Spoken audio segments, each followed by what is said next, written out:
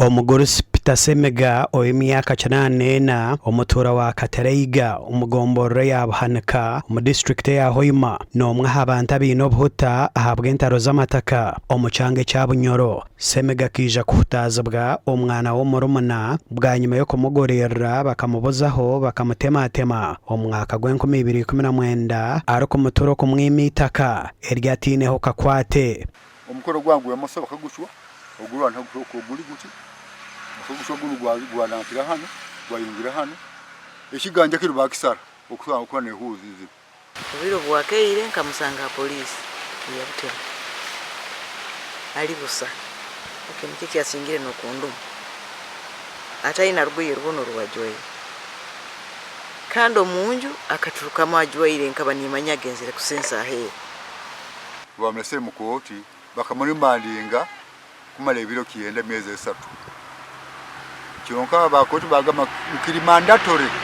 hanyuma meze 3 omuntu ahebwa obwema so akahebwa obwema yatonganaga na rwa heru okwikyo byachweri. Judith Ngonzi omukazi wa Semega nagira ngo hatembere ibara kurabamo egumangine era ati tukaba tuli habambabazi bana ba muntu akuyambire nibibe byako umuntu tara kuyambe byona baitu byo tukayikara taine kitwina na ikaro munju tutyo kwiko bwahikire garukaho ni bwakatandika kusoba kusirule kikomo batu enguzi hakwali cyonga bingu mutaza kwita omuntu na mutema cyoka bwe sente magifora masilot kandi kula muti amusa mugendereye kandi kokura na rudi ampura ngo omunda kutasinga musanga omunda kutazara byono kwihuraga biriyo.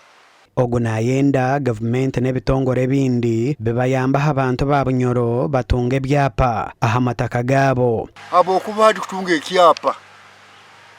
usana kagule efueza milioni 5 bilioni 6 bilioni 7 bilioni 8 milioni 10 ari kugera sente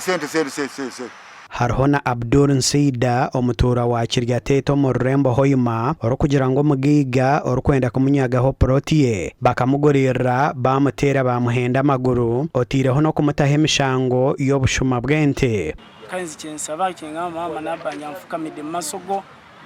umutima mfukamide ni muzeyi narwanire dembe okula n'obuntu omuntu ngabana dembe umwe namwe no muri mutebe mu government eno ngamurwanire dembe ly'omuntu samuna munyambe mu ndwanire. Nsida nagira ngo ebyona bikabaho umwaka gw'2016 babaye bazimbengwe yatuka iye musana perekete ngatetaze na chairman abataze na cyeba police obaki yajya butusi kumenya njo yange ati tizimbaho na Mukiryatete ngende ndi musoga gendo omwanyu namvume ebintu bingi. Entaro z'amatako mu Bunyoro zitwariremo n'abatine kakwate nazo icyo kureberaho na omuhereza bigaba kunejire naza kuhinga abashaba tushanga y'amahiminji kuza kujyante andi kwata habintu abashaba totagire cyo wakwata kuza kugira munti umushayante naro cyo kora cyabura nkagumiza mundirwa nango nkaba nkiruka ntaramango no kutemena ntemirwa betu kunayice nagwe bigo bibiri ndahora natetema kuza kuchikwechekinga ndashanga